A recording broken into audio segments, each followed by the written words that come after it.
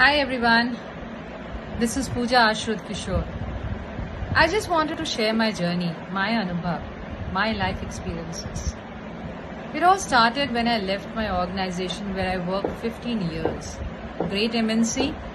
I gathered a lot of corporate success, competence, capabilities, and I lived in a world of my own. But when I came outside to pursue my career as a corporate trainer, I faced a big rejection. And this let me see my true value in the market. I started off to work with organizations, especially PRISM, wherein I gained a lot of insight into my capabilities.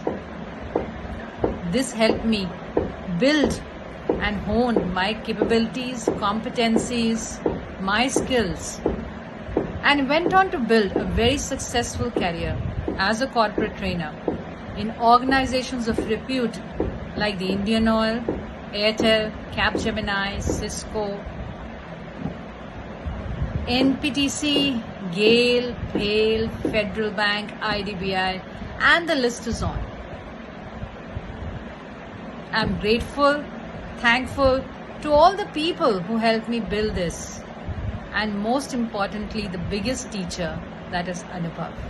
Thank you.